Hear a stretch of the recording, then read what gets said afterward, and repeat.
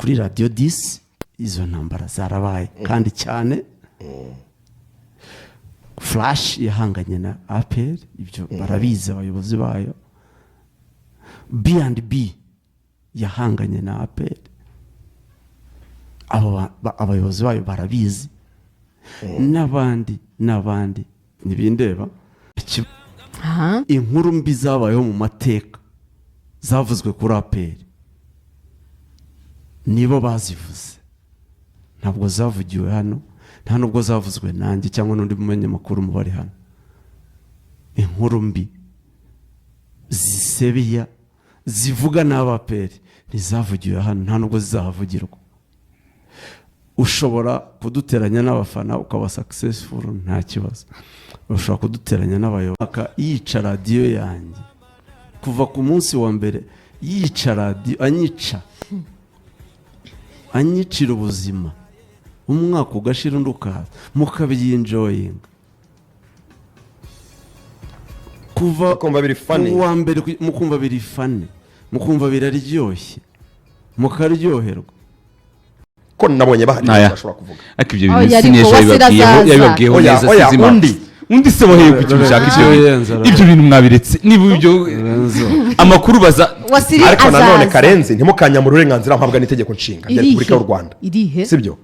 Niba nifuza umutumirwa w'umufana wa APR hano muri studio wo kuganiriza, ibyo ni nemerewe n'itegeko nshinga kandi bitemewe. Uyu ni umufana wa APR, n'umunyamakuru, agenda umukozi wa APR. ndabyembera nta n'ikibazo bijya bintwara. Ariko niwe se bakubwiye ngo uyu muntu uburenganzira mpabwa n'itegeko nshinga rya Repubulika nta byemerewe. twara tupfa sonorore sinabonye statement wakoze nta hantu tageze ama ex. None se nyine ko nayikoze ndayihakana ahantu hose se wakoze byo nyine none se nakoze iki? Abantu bashobora kumva ko turi kurira umutumirwa, ntago turira umutumirwa. APR twayisesengura mu buryo bumeze neza, tutatumiye umuntu wayo rwose. Ni ibintu dufite ubushobozi bwo gukora. Okay, ndabyumva rwose. Dufite Kazungu hano yabaye umuvugizi wayo, n'umukunzi wayo. Hari Naisa arayikunda, arayifana, nawe arayikunda, ntago ajya yihakana. Rikari avuga ko ari umukunzi wayo nubwo itamwemera. ako kantu hagajya inde Rikari avuga ko umugani wa Pastor Claude Rikari ntabwo yemewe. Claude yankoze ikiganiro ngo mba muri RBA narasetse ri kubitana. Pastor Claude yankoze ikiganiro kurumba muri RBA anuka ariko atazi akajya abwira ngo amugukuntu ngo nagombaga kuba narakoze ubuvugizi muri RBA. Navuga ati rwose umuntu waguhaye 20 yakwisi inyarije muri Bibiliya koko. Ariko ziko tugeze ahantu abantu bamugana batuka abantu batanabazi. Mwese bose yarantumura gutuka atakuza yaranutse akandi bakaba bamuhaye izina agatuka Rikari. Bamwandikira izina ngo Rikari mu bwe script gutya aganuka ariko akanyitiranya muri RBA. Wow.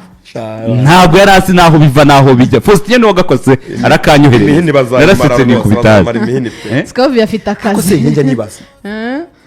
Unless wankora ikintu kiri physical. Kingiraho ingaruka ku buzima bwanjye kiri physical. Abo njya mbwira abantu nk'ibintu nanyuzemo. Nta kintu na kimwe wankoraho kiri psychological ngo kimbreaking na kimwe. Njya nanyuze mu bintu byinshi. Ikintu cyo kiba gisigaye wankora ngo breaking ushaka kunca intege, kunyangisha akazi kanje, kunyangisha abanyarwanda. Ni kiri physical. Wenda kunkura iryinyo, kumvuna amavi ku buryo nashobora kuza hano ku kazi. Ariko ikintu kiri psychological nge ntekereza ko kare nigeze guhitinga icyo bita rock bottom, no kujogwa mu nyanja ukakubita umutwe ku rusyo rwo hasi ukongera ukavamo. Ngewe nageze ahantu hanyuma umuntu yagera yanga akazi dukora. Kandi kubera abantu nageze ahantu nshibwa morale yanjye yose nageze ahantu umuntu atagera mu ngo agaruke. Cyanibaza cyabari abantu ngaseka. Abantu batekereza ko hari ikintu kiri psychological wankorera kanyica mentality yanjye. Ariko ubwo nacyo yari message nacyo kana kimwe ngiye cyasigaye inyuma pe. Ariko yuko kiba impungenge zarizo wowe bita Rutanga twibazaga ikintu agiye gukora Rutanga na mbere ya retirement rwose Rutanga ngo aratoza ikipe mu cyiciro cya gatatu yitwa Imanzi hari umuntu umpaye amakuru uvuze ngo nawe yatangiye gupasiyinga kariyeri y'ubutoza ubutumwa mwaburetse ubutumwa bwawe bakuguye ko ubuduha private none urashaka kubusoma kuri radio ariko rika kandi nawe cyazatumanurira icyo azadukorera Ariko tuzagifatisha amaboko yombi arashaka kubusoma kuri radio ko nta kibazo butwaye reka nkubwire rikari reka nabisubiremo ntabwo tuzahora muri ibi dufite amakuru menshi yo kuvuga wa mugani naho bavuga ngo baratuvuga twasubiza ngo tugira amatiku ariko reka mbivugeho once for all okay siko bimeze manura iyo ntuza yumvikane senior nk'umuntu uhagarariye SKFM yego nk'uko uwo mufana yabyanditse agenda yo kugonganisha SKFM n'abafana ndetse abakunzi ndetse n'ubuyobozi bwa APRFC irahari n'umuntu ufite ubumuga bwo kutabona yayibona yego siko bimeze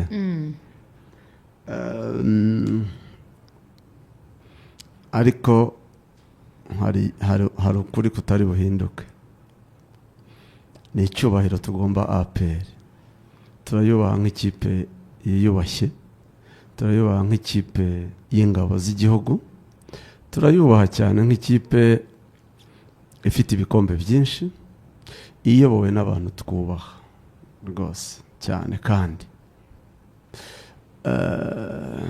nugerageza gushaka kubihuza n'abayobozi bakuru ba APR ntabwo bizamukundira ariko nuko abizi ko nta handi yabyegeka kugira ngo bigire agaciro binagira uburemere bwateza ibibazo SKFM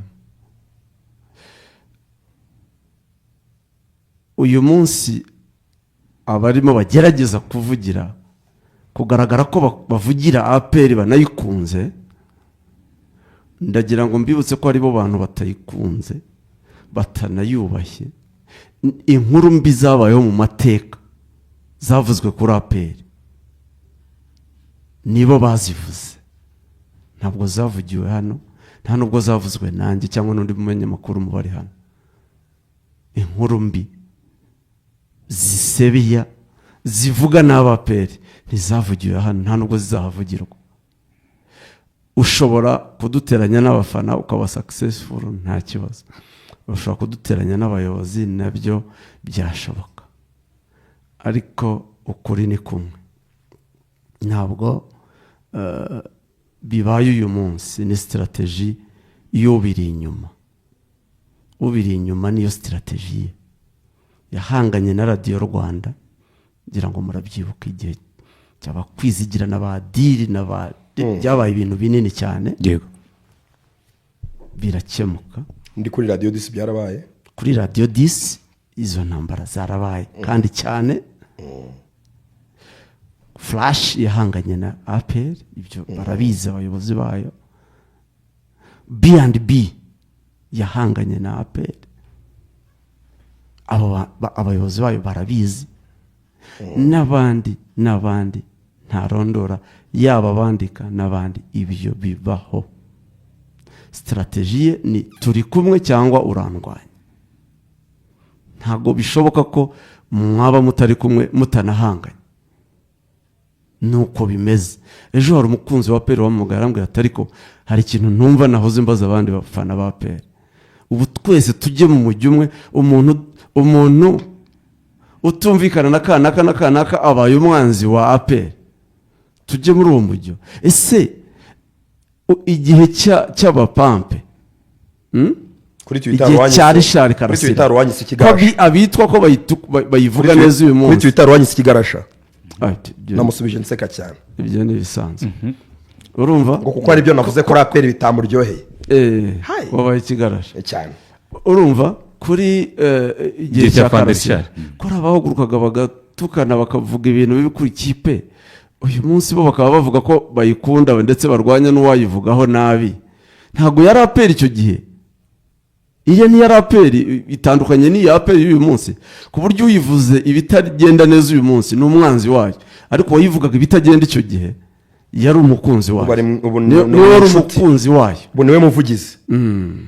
so ukuri ni kumwe ntabwo tuzubahuka aperi tuzasesengura ibitagenze neza ibyagenze nabi tubivuge ibyiza tubivuge ibibi tubivuge ko n'abantu bashobora gukora nabi cyangwa neza ibyo tuzabikora hanyuma ubishyira mu buryo ashaka ufite abakorera ufite uko akora ubwo ni uburenganzira bwe ntibikuyeho ko hari abafana ba peri bishimiye uko dukora ndabizi neza ko bahari baratwandikira turababona abaporoteja inyungu zabo abagira bate hari ijambo ryaje ngo ukuri ngo abantu buriya ngo baravuga ukuri n'umuntu uzi neza ko inzoga z'ibihumbi 10 zatuma ahindura ururimi ajya kuri mikoro akabwira abantu ko ari uvuga ukuri abandi ngo turakoresha ko buri usebya aperi kubera ko yakwirukanye kubera ko yagukuye ku mugati nta gihe nigeze mbaho mu buzima bwanjye muri kariyeri y'itangazamakuru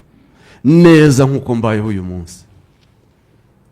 I'm very proud ndishimye nyuzwe n'uko meze nyuzwe n'ibyo Imana impa n'ibyingezaho nta mururumba mfite nta shyari mfitiye umuntu wese ufite aho uriye na aperi ndishimye ndanyuzwe uwifuza ko dukorana neza turakorana neza utabyifuza ntabwo ari itegeko siko bimeze utwishimiye ni uburenganzira bwe utatwishimiye nawe ni uburenganzira bwe apfa kutatwishimira atarenga umurongo itegeko rimwemerera kuko nanjye iyo nsesengura aperi cyangwa undi wese uri hano ibibera ku mbuga nkoranyambaga simbi ntibindeba ariko ibibera kuri iyi radiyo buri wese azi umurongo ntarengwa urumva tuzi umurongo tutarenga tuzi ibyo tuvuga n'ibyo tutagomba kuvuga tuzi ko twemerewe kuvuga ko Tareba toza nabi tuzi ko twemerewe kuvuga ko umukinnyi runaka ari umuswa cyangwa ari umuhanga ibyo byose turabyemerewe ibindi rero mugerageza gukurura no gushaka guteranya no kugira nta kintu bishobora kugeraho kuko byubakiye ku kinyoma n'urwango n'ishyari n'ibindi bisa n'ibyo hari ikindi kirenze aho mwumva navuga nta n'igisha kare nta gisha kuko ngewe kuva natangira itangazamakuru ndi kuri radiyo 10 ndi kuri radiyo Rwanda ndi hano nta na rimwe komanteri n'ubusesenguzi nkora kuri aperi butagerageje guhindurirwa inyitongo bagerageze kunteranya n'ubuyobozi bw'ikipe ya aperi ariko hiyayem nta rwara rwamvuyeho nta musatsi wamvuyeho nta biro nataye ndanashimira Imana ko nkomeza kuba konsiya y'ibyo mvuga nkavuga ibikwiye kuvugwa kuri radiyo nta muntu ndajya kwisobanura kubera icyo navuze kuri aperi na rimwe kandi iteka ryose abateranya barabigerageje ndi kuri radiyo 10 nkora na Kazungu yego nanta ndi kuri radiyo Rwanda bampaye ubutumwa inshuro nyinshi n'ubuva mu buyobozi bwa aperi direct ariko nta namwe nigeze njya kwisobanura ku kintu navuze kuri aperi Imana izakomeza impubwo bwenge impiyo conscience impiyo wisdom teka ryose ukora ubusesenguzi ntitaye ko biza gukomeretsa bipfa kuba ari ukuri kandi ari bikwiye kuvugwa erega none Lorenzo igihari ni kimwe nkuko nabivuze nta kitagomba kuvugwa kizavugirwa hano cyataka cyangwa gisebya aperi ikizavugwa hano nuko kizaba kigomba kuvugwa utazakishimira azakishimire ntago kizahinduka kubera ko tutemerewe kujya kureba match za aperi tutatumiwe mu bikorwa bya aperi tutagiye ishyorongi tutagize gute ntago ibyo ngibyo bizahinduka ariko message ni imwe reka nyitange gutya wowe ukunda izo ntambara n'imizindaro yawe mukorana reka mbaho ubutumwa ishobora kuba ariyo radiyo yanyuma mugiye muri duweri nayo ubutaha nyuma y'iyi nishobora gusigara ikaba ikivuga ntabwo muzongera kwifuza kujya mu ntambara n'itangazamakuru muzahora mwifuza gukorana neza n'itangazamakuru mu gihe biri ngombwa, ntabwo muzigera mwifuza kongera guhangana na radiyo iyo ari yo yose, kuko si byiza kandi si ubuyobozi bubatuma, ni protection y'inyungu zanyu n'impamvu zanyu bwite mwegeka kuri APR no ku buyobozi bwayo. Ariko ndabamenyesha ko intambara ya eske murimo mushora izasiga abayobozi ba APR bamenye ikibyihishe inyuma. Igitera intambara n'amaradiyo atavaho, havaho radiyo imwe hajya hindi. Uko ni ukuri, ko ntibibaye uyu mwaka, uko ni ukuri, uko ni ukuri, ko si ubwa mbere. Ikindi rega senior, ikindi n'ibintu bivugirwa, ni ibintu biri recorded, nta muntu uza hano ngo arenge umurongo. Ibyo twanariza ni umupira, ni mu kibuga, n'utashoboye gukinira, ni umutoza utagize gutya, ugasanga umuntu umwe nk'uko bigarutseho mu nyungu ze nabo bafatanyije bo kubakritikaho bariyumva, bariyeranja bakabisanisha na APR, bariyeranja mu buryo bwo bwose. Reka mbisubiremo, abafana ba APR nta rwango dufitiye APR, ibyiza tuzabivuga nk'uko tuvuga ibyo mu yandi makipe. Iyo turimo tumanuka hano za Kiyovu, ba David, ba Regis General, ba Tadeyo, Batadeyo irinzijya ku murongo agakoye saba bamanuka buri munsi hano muvugizi tuba turimo. Muraryoherwa iyo tuvuga abandi mu yandi makipe. Kuki mwumva mutemerewe kuvugwaho? Bizagenda bite? So umukunzi wa APR uri fair, ufite fair play, abyumve muri uwo murongo. Udashaka kubyumva gutyo nawe atukane, abikora uko abyumva, apfa kutarenga iby'imbago z'amategeko zimwemera. Ko nabirenga niba mushuka, harabo njya mbona babashuka ngo abafana ba APR ariko kuki mutagira gutya, kuki mutagira gutya, umuheto woshye umwambi bitari bujyane. Igihugu cyacu gifite amategeko, kuki mutabakubita, gifite amategeko. Murakoze cyane. Mbona hari abantu batubaza APR ni imfura burya bazogeye. Urabonye APR bazogeye n'abakunda ni imfura. Ibibayobya byose bizagira nyuma mu biteri inyuma. Hano hari umukunzi wa APR ukibishije reretse Lorenzo, bahita bamukeka. Reka ati turabemera kabisa, babangira iki kwete, ati nta mwanzi wabatera duturutseho, ati twebwe ukuri turakuzi, ibindi nibyo izo toy izo puppets bakoresha zize expiring kuko ni none se erega duhura nabo turaganira nuko nk'ubu na message zose ntago wavuga izina ry'umuntu, ariko kuva kuri fan base ku rwego rw'igihugu kumanuka mu bacu gutya umubitera n'umuntu umwe nawe n'igihe cye, sinibivuze neza ngo bishobora kuzamubera radiyo ye ya nyuma, kuko abantu bicaye kuri iyi table icyo atazi nta muntu yakoreramo, ntibishoboka. Erega ntibishoboka, ntabwo bishoboka, nta muntu ashobora Rikari wari ufunzwe wari ku Murindi, ngera nkora ikiganiro cya mbere kuri radio hano imungu y'umupira w'u Rwanda sinaperi gusa, yego yaragenda na Promethazine mu mufuka, yantumye umunyamakuru utari buvuge, ntari buvuge izina, kare nkoze ikiganiro kimwe zino nayo babwiye kimwe hano kuri SK, mwanyakiriye kuri bya 8,000 ndi ku Murindi, message umuntu yaje kumbwira mu buryo buri physical, reka arambwira ngo turabizi ngo ubutumwa ngo nkwiye kwa ya Mungu X, ngo arabizi neza kuje gusimbura Rikari ngugerirwa umwotsa.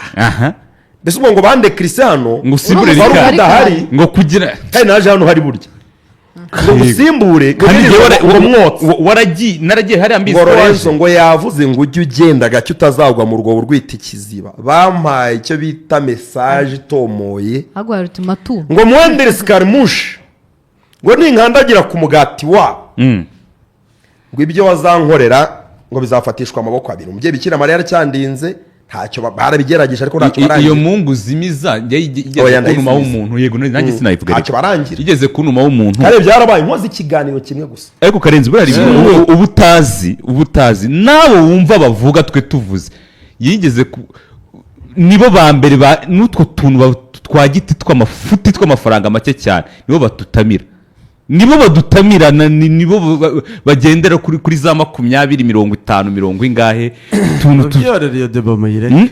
Ariko bambaye ubutumwa rwose yantumye w'umuntu ngo dukorane, ndamubwira ndakorana iki nawe, uwo mwakoranye wo mugeje ntuhazi.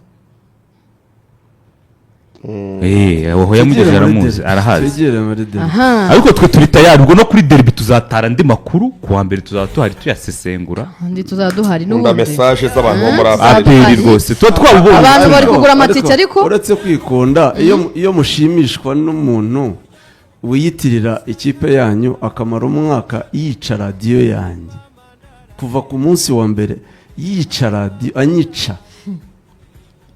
anyicira ubuzima, umwaka ugashira undi ukaza, mukabyinjoyinga kuva uwa mbere, mukumva biri fane, mukumva biraryoshye, mukaryoherwa,